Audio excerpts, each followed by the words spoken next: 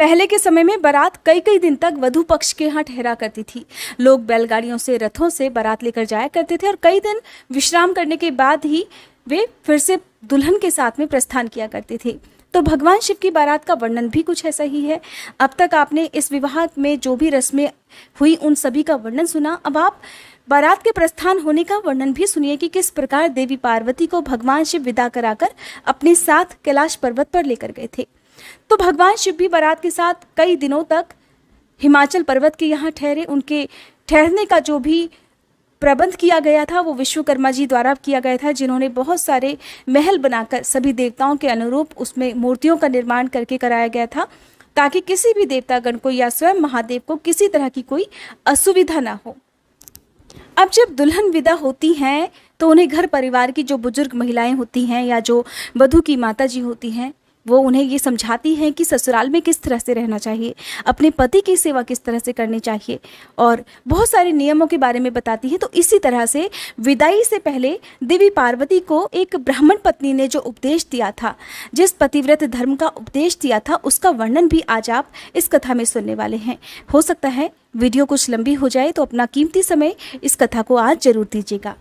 श्री ब्रह्मा जी कहते हैं, तात तदंतर भाग्यवानों में श्रेष्ठ और चतुर गिरिराज हिमवान ने बारातियों को भोजन कराने के लिए अपने आंगन को बड़े सुंदर ढंग से सजाया और अपने पुत्रों और अन्यान्य पर्वतों को भेजकर शिव सहित सभी देवताओं को भोजन के लिए आमंत्रित किया। जब सभी आ गए तब उन्हें बड़े आदर के साथ उत्तमोत्तम भोज्य पदार्थों का भोजन कराया गया।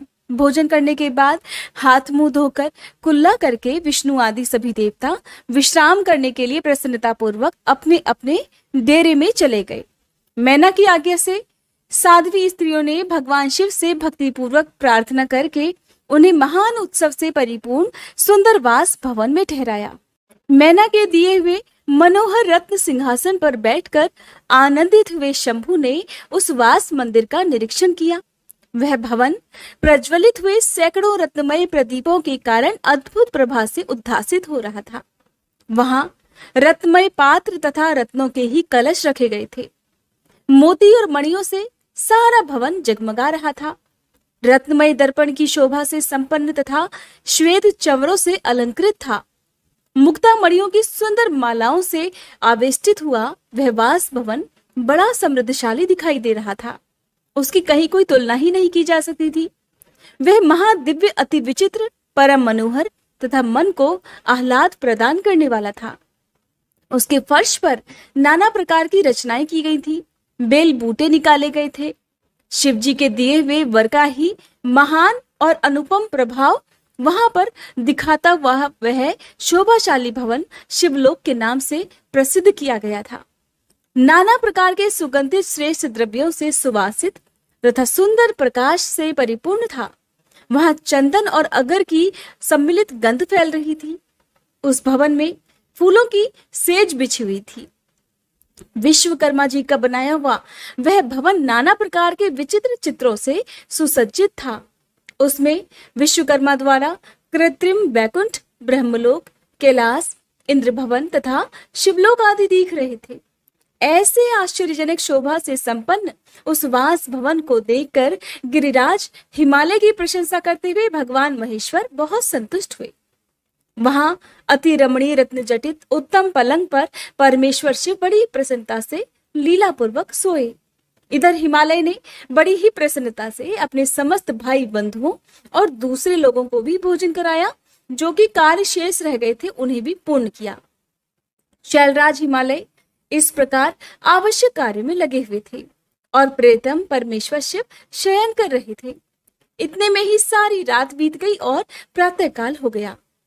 प्रभात काल होने पर धैर्यवान और उत्साही पुरुष नाना प्रकार के बाजे बजाने लगे। उस समय श्री विष्णु आदि सभी देवता सानंद उठे और अपने इष्ट देव देवेश्वर शिव का स्मरण करके वहां से कैलाश को चलने के लिए जल्दी जल्दी तैयार हो गए। उन्होंने अपने वाहन भी सुसज्जित कर लिए। फिर धर्म को शिव के पास भेजा। योग शक्ति से संपन्न धर्म नारायण की आज्ञा से वास गृह में पहुंचकर योगीश्वर शंकर से समयोचित बात बोले। हे प्रमथ गणों के स्वामी महेश्वर, उठिए उठिए, आपका कल्याण हो। आप हमारे लिए भी कल्याणकारी होइए। जनवासे में चलिए महेश्वर, और वहां सभी देवताओं को कृतार्थ कीजिए। धर्म की ये बात सुनकर भगवान महेश्वर हंसे। उन्होंने धर्म को कृपा दृष्टि से देखा और शैया त्याग दी। इसके बाद धर्म से हंसते हुए कहने लगे कि तुम आगे चलो, मैं भी वहां शीघ्र ही आऊंगा, इसमें कोई संशय नहीं। भगवान शिव के ऐसा कहने पर धर्म जनवासे में गए। फिर शंभु भी स्वयं वहां जाने को तैयार हुए। ये जानकर महान उत्सव मनाती हुई स्त्रियां वहां आईं और भगवान शंभु के युगल चरणार बिंदों का दर्शन करती हुई मंगल गान गाने लगी। फिर लोकाचार का पालन करते हुए शंभु प्रातःकालिक कृत्य करके मैना और हिमालय की आज्ञा लेकर जनवासे को गए। मुने उस समय बड़ा भारी उत्सव हुआ। वेद मंत्रों की ध्वनि होने लगी और लोग चारों प्रकार के बाजे बजाने लगे। अपने स्थान पर आकर शंभु ने लोकाचारवश मुनियों को, विष्णु को और मुझे प्रणाम किया। फिर देवता आदि ने उनकी वंदना की। उस समय जय जयकार, नमस्कार तथा वेद मंत्रोच्चारण की मंगलदायिनी ध्वनि होने लगी। इससे सभी ओर कोलाहल छा गया। अब रसपान कीजिए अध्याय 53 का। श्री ब्रह्मा जी कहते हैं, फिर विष्णु आदि देवता तथा ऋषि कैलाश लौटने का विचार करने लगे। तब हिमालय ने जनवासे में आकर सभी को भोजन के लिए आमंत्रित किया। फिर देवेश्वर शिव को आमंत्रित करके हिमाचल अपने घर को गए और नाना प्रकार के विधान से भोजनोत्सव की तैयारी करने लगे। उन्होंने प्रसन्नता और उत्कंठा के साथ भोजन के लिए परिवार सहित भगवान शिव को यथोचित रीति से अपने घर बुलवाया। शंभु के, विष्णु के, मेरे, अन्य सभी देवताओं के, मुनियों के तथा वहां आए हुए अन्य सभी लोगों के भी चरणों को बड़े आदर के साथ धोकर उन सबको गिरिराज ने मंडप के भीतर सुंदर आसनों पर बिठाया। फिर अपने भाई बंधुओं को साथ लेकर अपने सहयोग से उन सब अतिथियों को नाना प्रकार के सरस पदार्थों द्वारा पूर्णतया तृप्त किया। मेरे, विष्णु के तथा शंभु के साथ सभी लोगों ने अच्छी तरह भोजन किया। नारद विधिवत भोजन और आचमन करके तृप्त और प्रसन्न हुए सभी लोग हिमालय से आज्ञा लेकर अपने अपने डेरे पर गए। मुने इसी प्रकार तीसरे दिन भी गिरिराज ने विधिवत दान, मान और आदर आदि के साथ उन सब का आदर सत्कार किया। चौथा दिन आने पर शुद्धता पूर्वक सविधि चतुर्थी कर्म हुआ, जिसके बिना विवाह यज्ञ अधूरा ही रह जाता है।